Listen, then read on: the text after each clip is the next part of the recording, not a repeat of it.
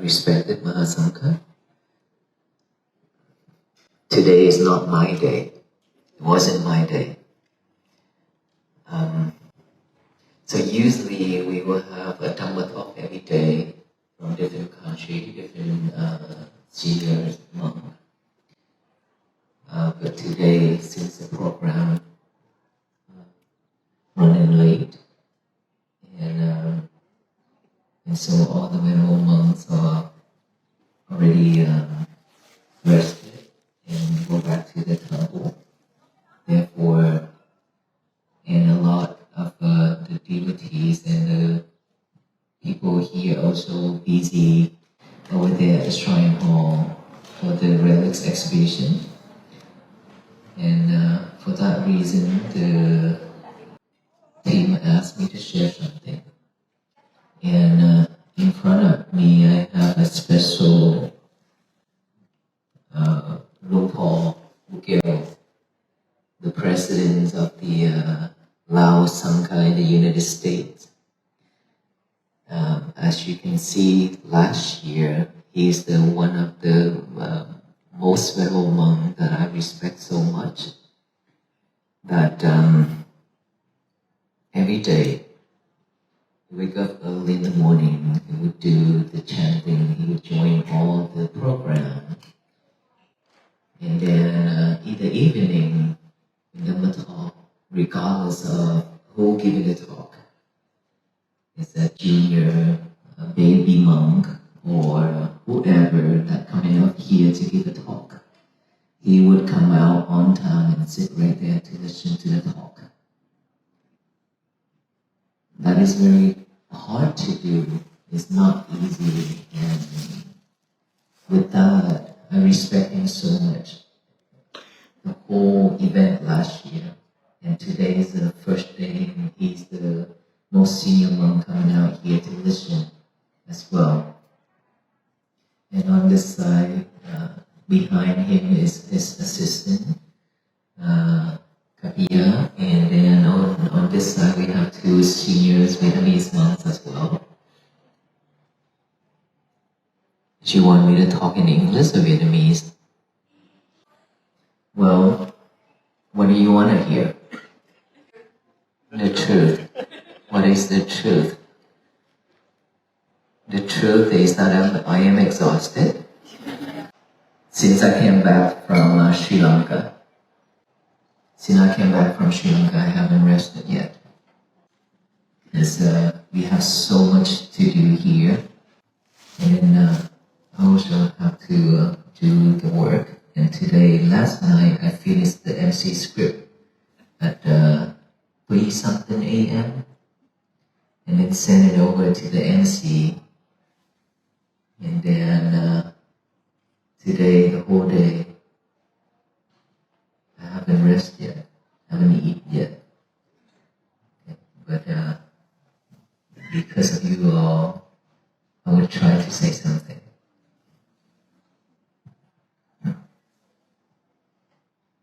So how many of you have talked and listened to my talk already? How many of you actually take that and practice?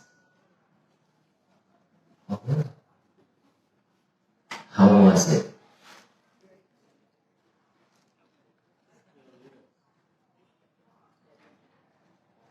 So we practice every day. And how do you feel after you practice that message? Today is going to be my peaceful day, and the breathing.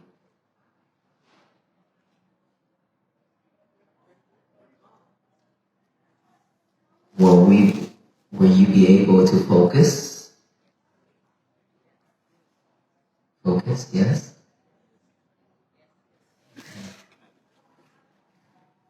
So, have you react or have done anything when somebody triggered you since the day that you listened to my talk up until now? Yes as well?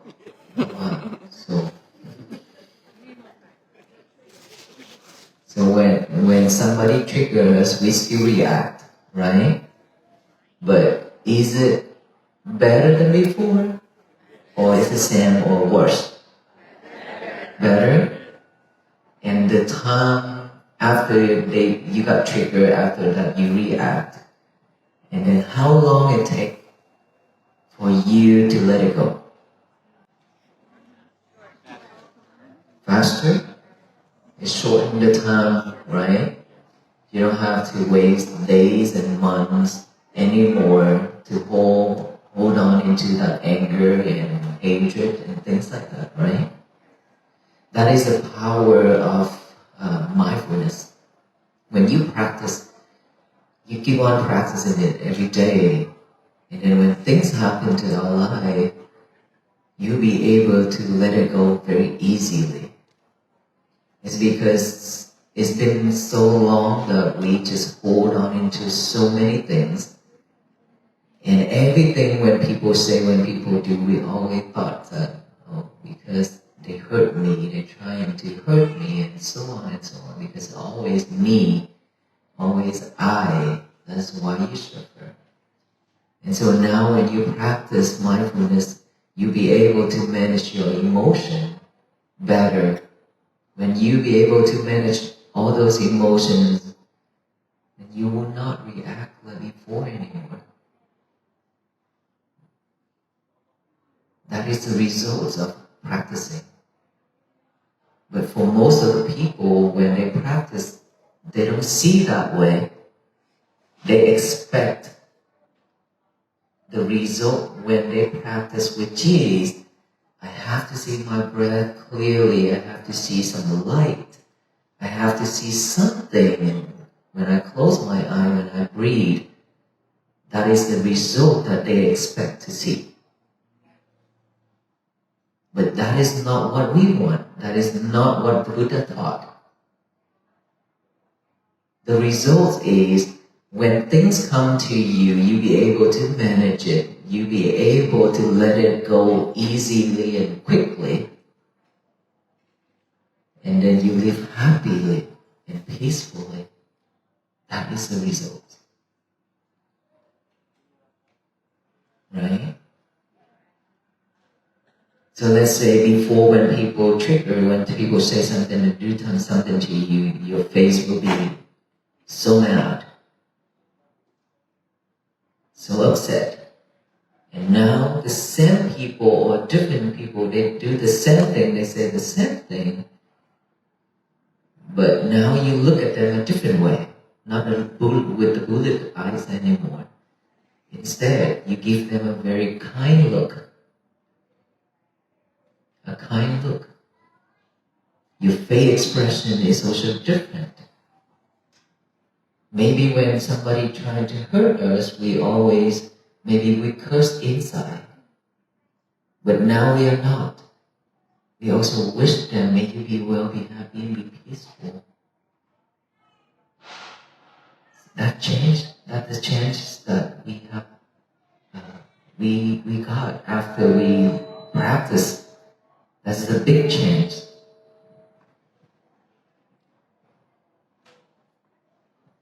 And so, don't expect anything when we practice meditation. Instead, just practice knowing and aware of each breath going in and out. That's all you need to do. But during the day, during your daily activities, you always check your thoughts, your words, your actions. If anything happens and you react to all you, then you need to check again on your practice. But if it helps, it reduces and shortens the time, then that is the best result. And you can believe, you can trust that you practice the right way. You're on the right path. You don't have to worry. All you need to do is just continue practicing. Growing each and every day is just like that. You know, when I walk in Sri Lanka, Also the same thing, I have to keep my face relaxed and smile. It's because there's no vacant space. People everywhere. Okay? People everywhere. And plus when you walk sometimes, I just walk and suddenly they jump out and grab my feet. I trip over many times. That's the way of paying respect. They come out and then bow down, touch the feet. That's how they pay respect to the monks. And there are so many times that's so crowded and so many people trying to push each other, trying to get closer to the monks, chaotic. And I check my mind and I'm still seeing it as usual. It's not, it didn't react with mad, with anger or anything like that. It's just normal. Then I ask myself, did I practice the right way? And I said, yes, I practiced the right way. In this time that I asked, I also give my talk, I say, it doesn't matter how long we spend in the forest or in the cave to practice meditation. But whenever you get out of that forest and get out of that cave, going down, and you associate with the people, and you still react the same way, then all those times staying in the forest, in the cave, is meaningless, right? So don't try to avoid the people, everything around you. Instead, just be normal and practice always checking your thought, your mind. That's all you need. And be mindful with it. Just mindful with it. And then when I came back here, I see my team working day and night. And last night I was at work until very late morning. And I seen that I received so much love from our people, our members who sacrifice their time and effort and everything to take care of this temple, to prepare for this event. As you can see, there's so much decorations going on right around the temple. There's a lot of effort, a lot of work. And we are very grateful that lately we have a lot of volunteers coming from our states to stay here day and night, working out there in the sun, in the rain. I feel grateful that we have so much support. And I believe that we have the connection in the past. That is why now the right condition, the right time coming. And we met with each other again and continue suffering with each other again. The more you follow me, the more you be suffer. Because I always come up with crazy things. That's what people say. That's why people say that they need to get it done and get it done quickly so that they can go elsewhere, stay away from me. Whenever they see me, they see work. And not just a normal work, but so much work. I can't help it. Sorry. But I do see that so many people enjoy supporting and volunteering to do all this type of work for this amazing event. This morning, this walk, the parade, and then the opening ceremony, and now the relics. to me, I didn't feel hungry because I didn't eat, right? But I didn't feel hungry because of joyful. So all those energies still with me. And people ask me to do interview and things like that. I say, I am exhausted. And they say, you still look good.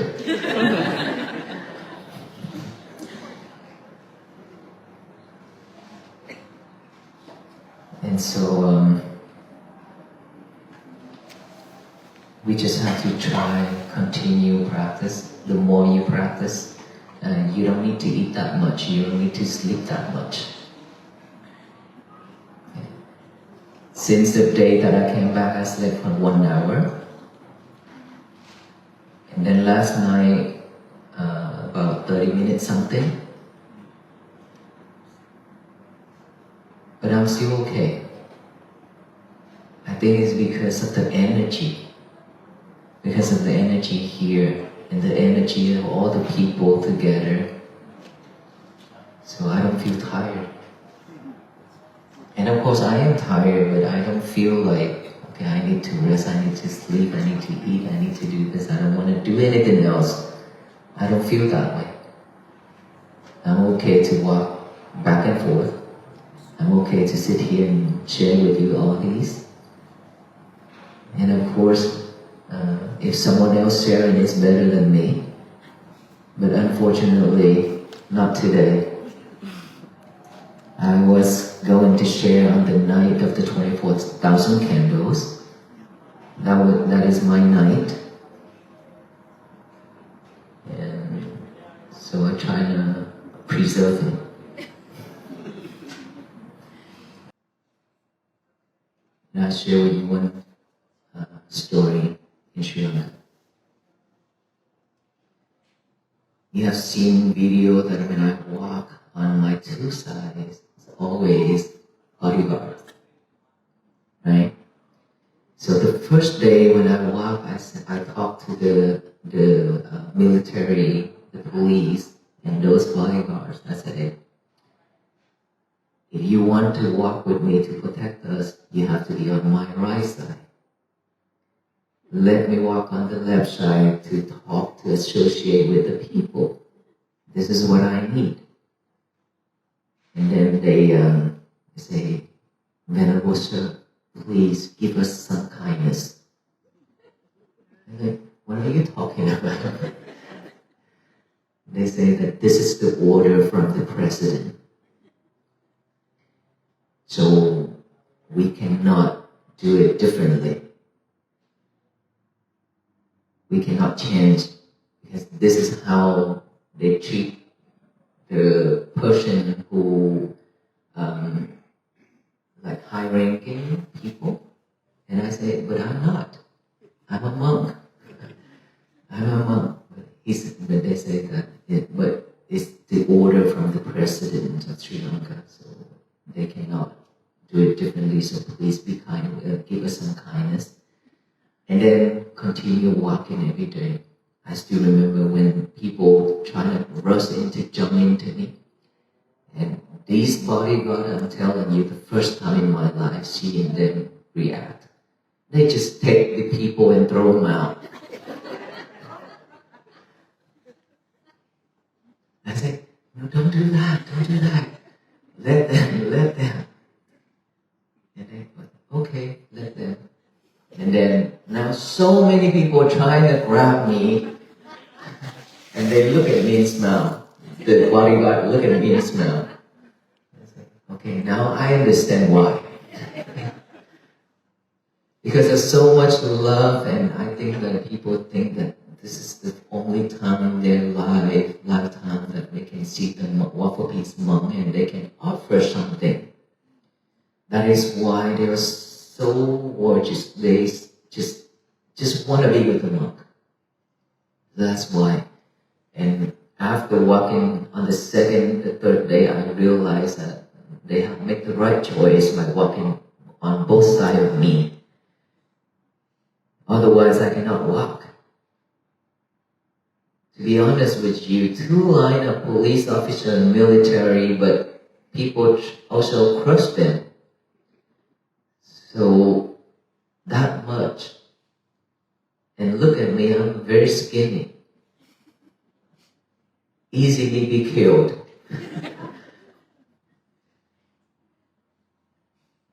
And so only 7 days, 7 days of walking in Sri Lanka, but I learned so much. I learned so much from the people of Sri Lanka. Flowers everywhere. And so beautiful flowers. All kind of different flowers. And the most beautiful, most amazing flowers dropping I ever seen in my life is that they're using the big drone to drop the flowers from the sky down. And not just once, I thought just one time, but no, they keep doing that throughout the walk. And now they have to do a lot of cleaning now over there.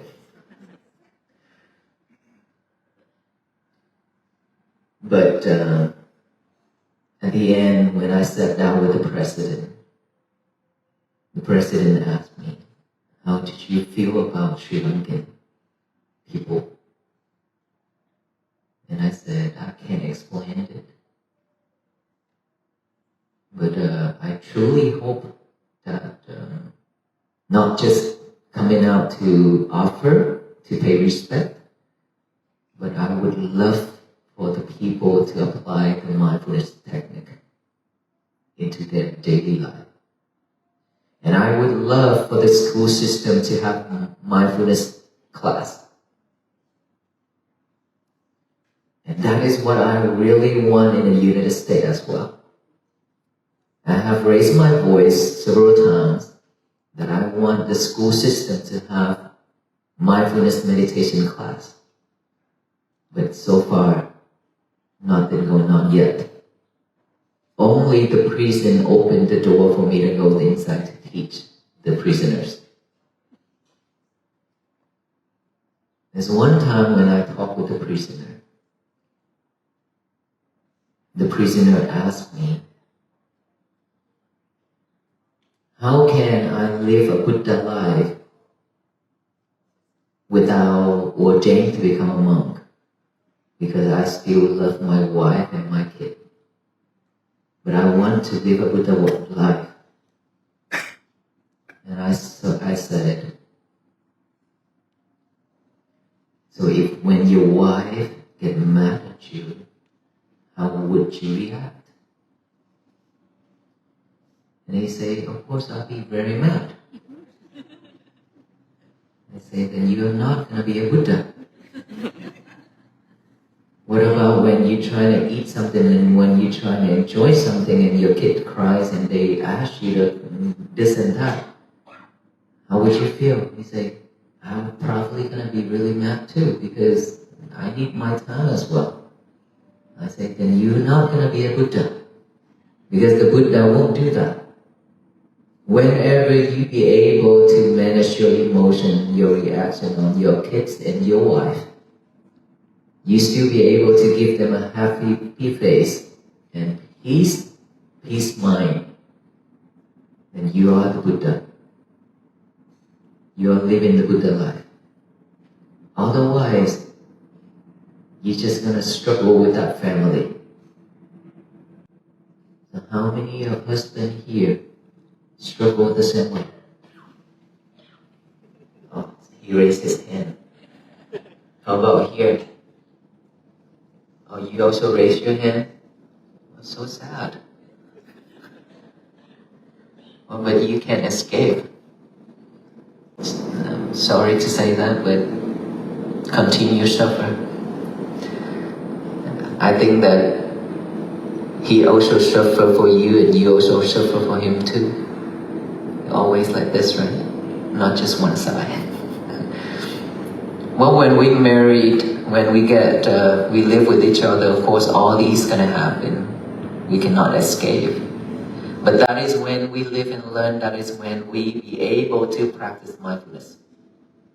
Without that family, how can you practice? You have to be grateful for your wife and your husband because of that person give you a chance to practice. Right? Without him or without her, it's difficult for you to practice. When you go out there, people always sweet, always say, giving you all kind of sweets. But when you come home, it's differently. And that is when you can see the wild animal inside of us. Right? Inside of us has all kind of different wild animals that I always said. But they always been sleeping until the right condition comes. Which is your wife trigger you. But it's not her triggering you. It's you trigger yourself. Right? See, it's just the condition of it. And see, just helping you only. But managing your emotion, that's your job, not hers. So you have to be grateful for your partner. And your kids too. So that's why I always say that peace is always begin from within, always begins from your family. And all kind of problem also started from your family. We learn and we need to practice, started from there. And so don't try to run away from your partner. Continue with that journey. See, and he will be the person who will help you the most. Okay? Whenever she says something, you be able to give her a smile. Likewise, it means that you practice good. It means that you gain a lot of knowledge and wisdom. But whenever they say something, your partner says something and you react same way as before, it means that you're not getting anywhere. Then we need to continue practice and practice even more harder.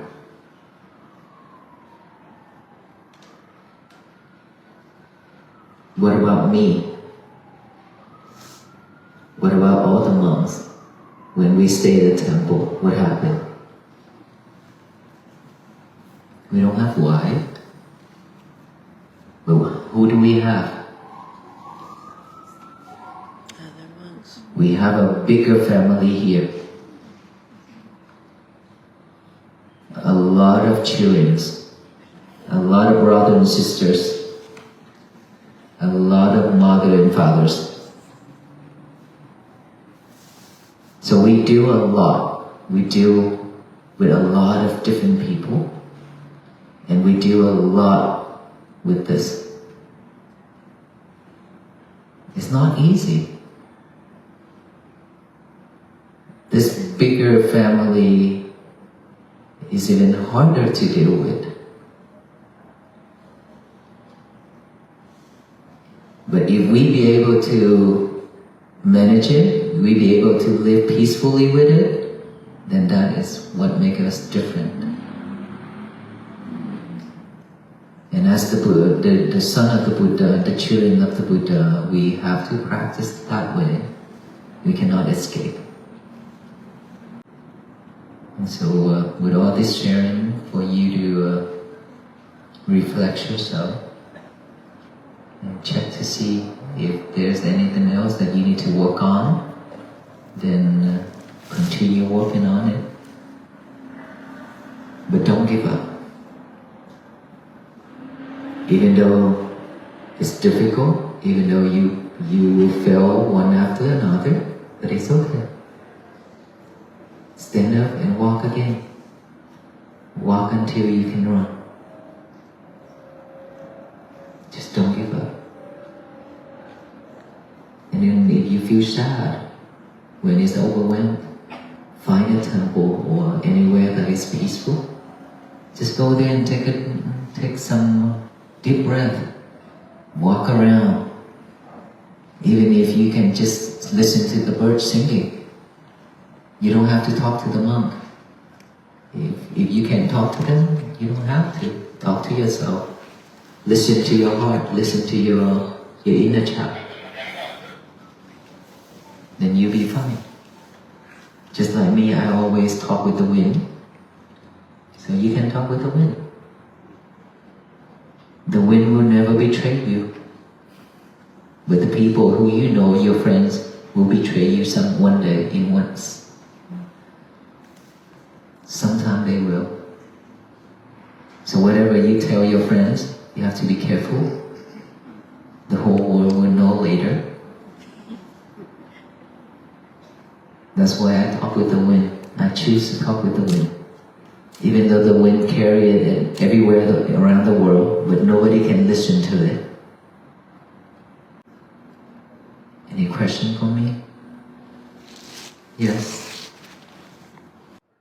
Does it work? Yes.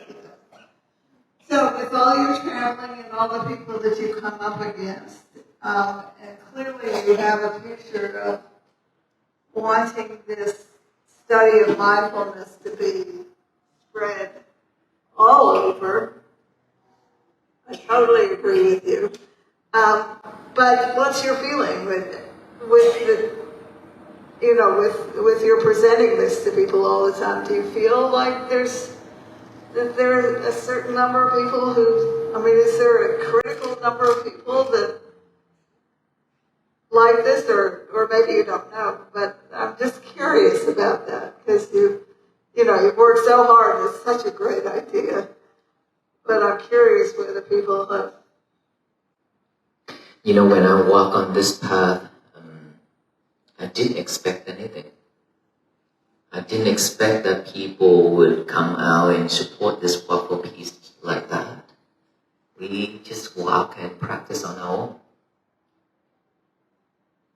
Just raise that awareness to the people who will meet along the road. That's all. That's all.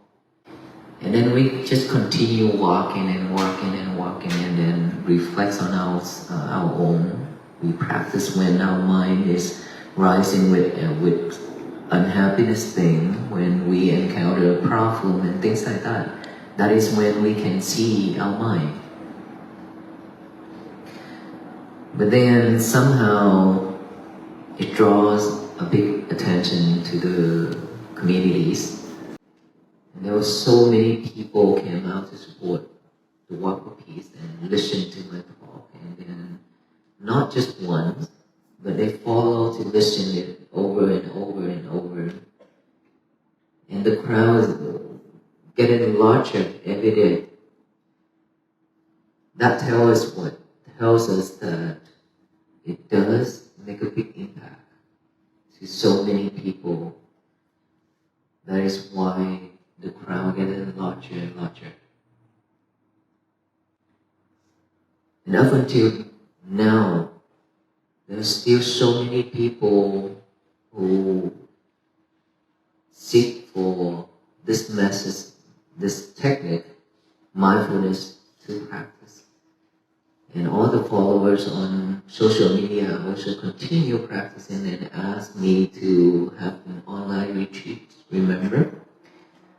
And so I truly believe that with this walk, it did brought a lot of joy and peace and things like that to the people.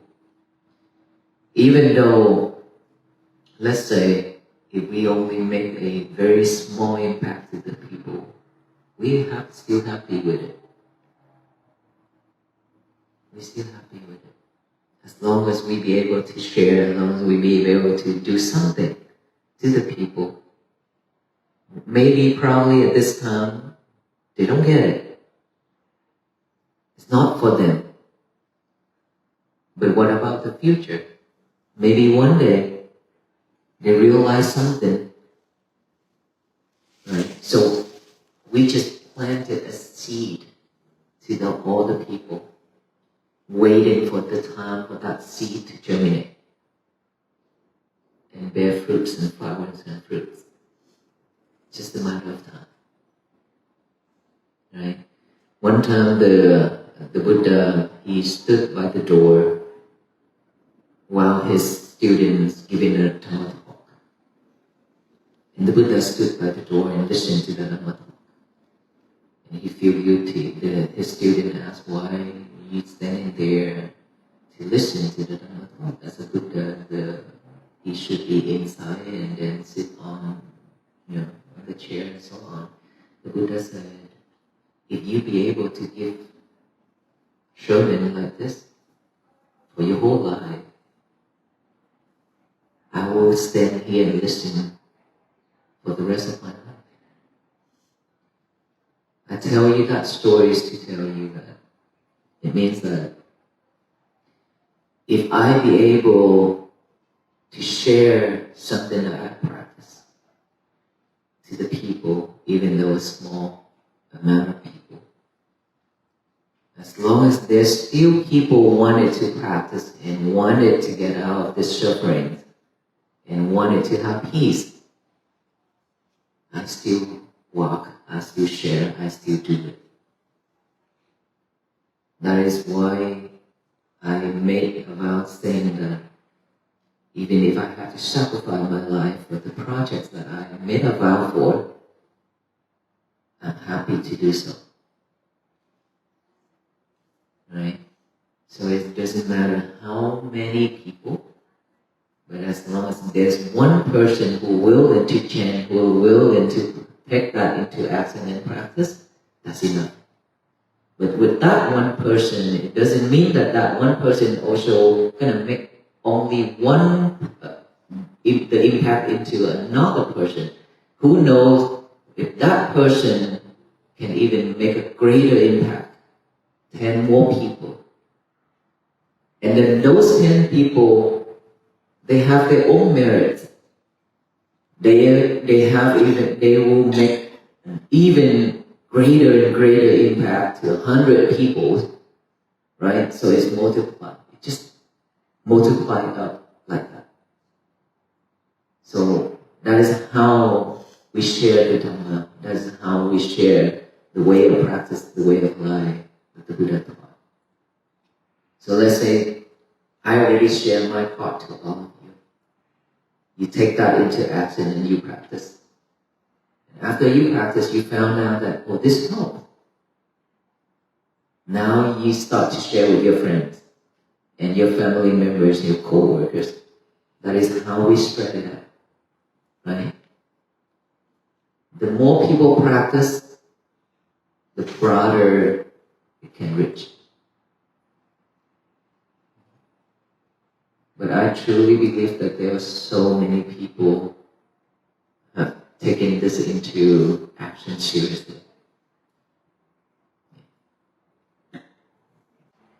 Thank you so much. It's a pleasure to meet you. I was in India when you started the Walk for Peace, and it brought a lot of joy, me being raised in the southern United States, and to see that this wave of love was traveling all through that side of the country. I want to commend you and all the monks for raising this necessary message of peace. One of our friends from the global movement of humility, kindness, and love got a chance to meet you on one of these walks. His name's Joy Day. You may remember him. He's a personality. And when we started that global movement about 1.5 years ago, we started it as the wave of kindness and love. And people were very happy to hear kindness and love, I can do that. But once we put humility in front of it, a lot more people said, well, hold up, I don't know about that. That's for me. Because kindness and love was easy to do outside. But the humility made us say, what are we going to do inside when we're acting and supposedly being kind and loving? And to tell you the truth, we still are working through with how to reach people about why humility is an important part of wonder if you see it that same way, or what insight you might be able to share on the topic of humility. Thank you. The Walk for Peace is all about to let people know that everything is always beginning from within. That is humility. That people have been looking outward every day. They live like that. And so when we ask them to look back within, to practice for the inner peace, things like that. Like you say, people would say, probably it's going to be hard, it's not for me, and so on and so on. But if you give them the right way, the right key, I think it's easy for them to accept, just like how I shared it, the mindfulness technique. Write it down, today is going to be my peaceful day. All those practicing is to practice the humility. So if we can do that, if you have the way to share it for people to understand it right and feel easy, this is something that is very easy to achieve, easy to do, it's not difficult, then they will take it. It just depends on the way how we want to share it to the people. But for Buddhists, it's all about practicing for our own, to liberate. Without this inner peace, without this awareness of our own, we cannot do anything to the others, for the others. So it's always us we have to start with.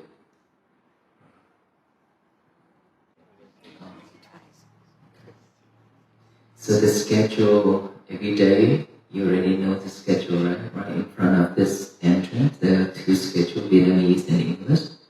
So tomorrow, starting from tomorrow in the morning, we will have the Patana chanting in Pali, here, and then meditation, and then taking the five positions. If you taking it, then it's going to be tomorrow. And then after that, the chanting sessions will begin all day tomorrow. All the chanting sessions will be all over those tents out there. Okay. Unless it's rain. When it's raining, then everybody will be gathered in chant here. Other than that, you can travel to each country. The first tent is Laos, and the next one is Thailand, and then Myanmar. So within one day, you could reach 12 countries. Okay? Those are 12 tents. You can any of the tents you want. And there will be books there in Pali Roman. You can just listen first and try to listen to it, and then probably a couple of sessions you'll be able to recite after. It's not difficult. But you should test yourself from each country to see which one you're suitable with. Maybe the way of Myanmar chanting will be for you, but for the other, maybe the Thai or the Laos way will be suitable for you. So you have to travel to experience it. Then you'll find out which one is easier for you. Because each country will have a different style of chanting, but the same teaching. It's just a different way of reciting. Try that tomorrow. Tomorrow will be the first day to do the chanting of the Pali, Tipitaka. And then you want to go for relics exhibition you can order to go pay respect to the Buddha relics. Other than that, we're just going to stick with our schedules. And then 6 p.m. tomorrow, probably the senior monks of Sri Lanka will give a talk. But we will confirm with them, and then we will announce the speaker for tomorrow. Anything else? Okay, then now we can rest. And we will see each other tomorrow. And may you all have a great night. May you be well, happy, and be peaceful. Thank you. Sadhu, sadhu, sadhu.